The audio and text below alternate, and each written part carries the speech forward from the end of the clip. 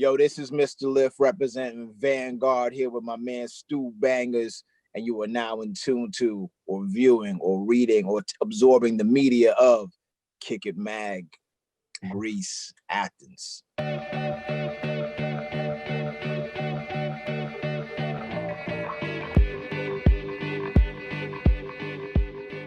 Man, well, first of all, I have to speak on the name and what it means to me, man. It's just, again, and I know I said it on the new normal, or rather Stu and I said it on the new normal. It's like, this is like, I can't speak for Stu on this. I'm personally at a point in my life where, hip hop has done so much for me, right? And I'm at this point now where I'm looking back at the things that I've been able to do and be a part of. And I'm looking at what do I really want to leave behind? And what's been most important to me in this culture, out of the millions of songs I've listened to, or how many songs there are, what left the most lasting impact on me? For me, it was Guru and Premier. You know what I mean? If you have to strip everything away, yeah, Public Enemy had a huge impact. I mean, De La Soul, Tribe Called Quest. I mean, so many of the pioneers, you know what I'm saying, or my predecessors. But if I had to boil it down to one thing, it's what do I want to contribute and help to keep alive in this culture? Is that producer and MC combination. You know what I mean?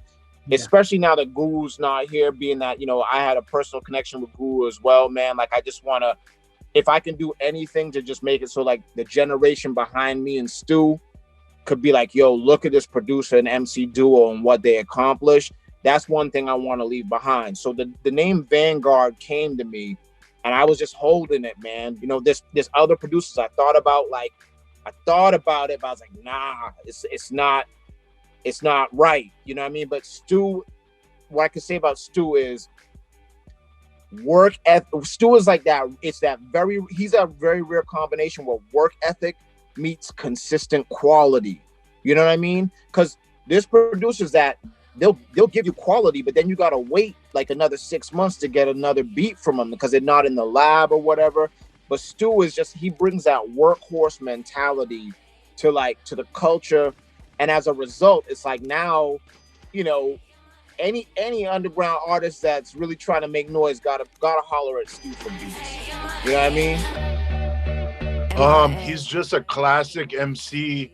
He speaks about social issues and the world currently, and I have now in a way that is unique. And I knew of Mr. Lif long before my beats were any good. I had just got an MPC when I was in my early 20s, and I was DJing still with my techniques, and I had gotten his 12 inches when he was on Brick Records, things of that nature.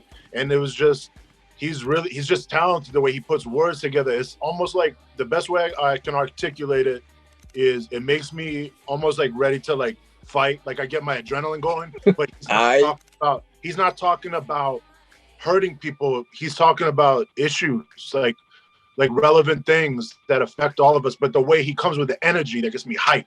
So it's the combination too is unique, I think. And then I've always felt that way. And then I got opportunity to work with him, and I just felt it was a blessing. So that's the best way I can put it.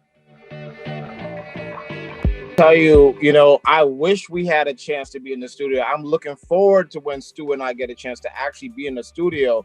But this is truly a modern album, right, Stu? This is a real contemporary album because we had to do this album just like this. But it's really a tribute to, like I said, to Stu's consistent craftsmanship and work ethic, because Stu just stays feeding me beats.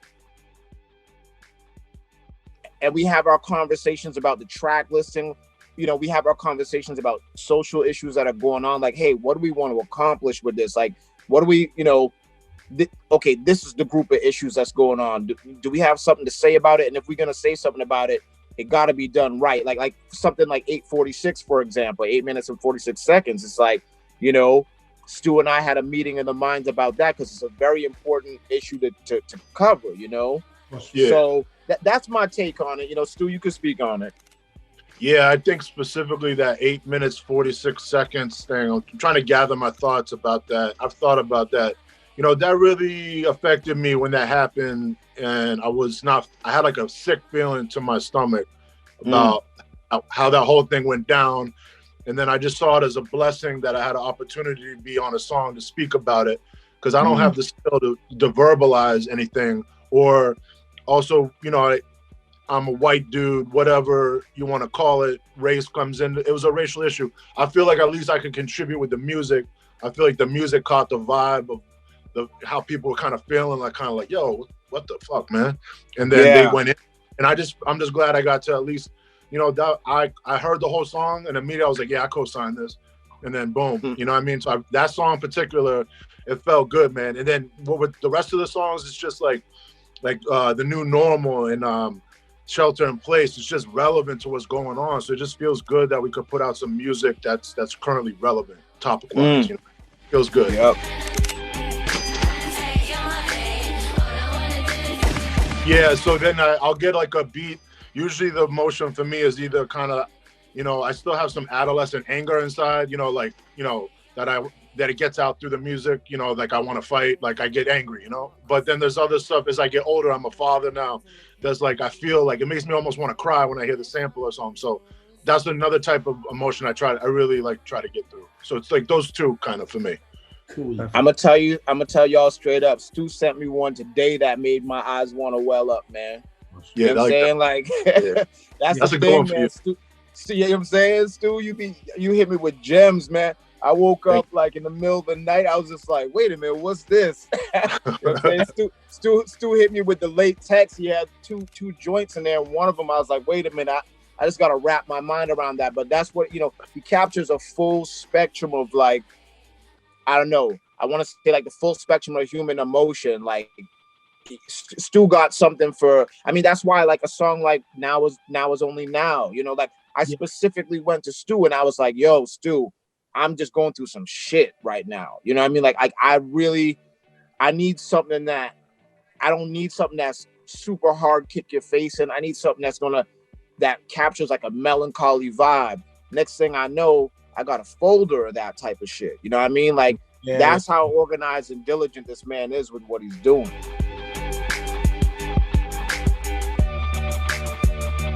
Yeah, I know that I am. I want my son. I think about my son a lot. He's like the most, besides God, and he's the most important thing to me, my family, God, family, and hip hop, and, you know, going to the gym. Anyways, I want my son to be able to look back on this, and the others, me and Mr. Lif are still working on some new stuff. I just want him to be proud of it. Like that's what my dad did. And that means a lot to me.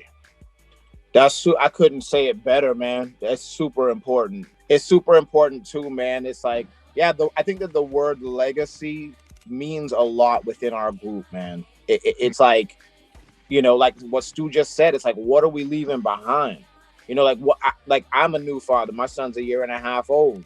You know, I'm watching Stu and how he's, you know, how he's relating to his son and teaching his son how to make beats and all that. And I'm just like, ooh, I'm like, it's showing me like, okay, these are the capacities that I can even just explore as a father. Like I could, you know, get my son in here. Like now I got my son around the mic. He's watching me, you know, record. Like, you know, the other day I was doing drops for Primo or whatever, those new ones I sent you. My son's in there. I'm holding him. He's starting to say stuff into the mic. So yeah, it's really about legacy. You know, not only what we can leave behind for our sons, but like what are we leaving behind for just the listeners. And the beautiful thing about music, man, you never know who it's going to reach. You never know how far it's going to go. It's like you put it out there and it's easy to feel like, okay, it's out, like, but you don't know where it goes, man. You know, we do an interview with cats in Greece right now. I mean, it's amazing. I think that Biden's going to at least try to restore the image of America. You know what I'm saying? In terms of like, you know, rejoining the Paris Accord, you know, probably sending funds to the World Health Organization again. Like, you know, Trump literally stopped sending money to the World Health Organization during a pandemic. Like, he just doesn't care how America is perceived by the rest of the world at all. And he doesn't care about other people. I don't think that that's the case with Biden. So I think that overall, what I'm hoping for is that there is less shock value to the news every day. You know, like the news every day for the last 4 years has been, oh my God, can you believe the president said this? Can you believe he did that? And it just causes a bad feeling. And yes, there were record-breaking numbers in this recent election, and it is scary that even though Trump lost, more people voted for him than like before. So that's a that could be something that affects us after Biden is no longer president, because Trump has definitely started a brand of hatred, or he's resparked a brand of hatred in the country that is very dangerous. But I mean, those are my thoughts on it. I think at least for the next 4 years, you could expect, America to have like a more pleasant, or America will be attempting to appear more pleasant around the world in terms of its public image. Those are my thoughts on it. What's going to happen is what's going to happen, kind of. It's going to unfold, and we can only do so much about it. I think God has a plan for what's going to happen. I believe that. I personally do not like Trump. I found him to be like a bully, and I got sick of hearing the way he talks to people. I know he's a conservative, but I don't think God wants us talking to one another like this. And no doubt. Treating one another like this. That was my main issue with him. But we'll just have to sit back and see how it unfolds, because it's going to get crazy. It's going to get crazier and crazier, guys, throughout the world, throughout the U.S. And I just hope we all, we can try to come together and love your neighbor like you love yourself. That's all I can say, guys.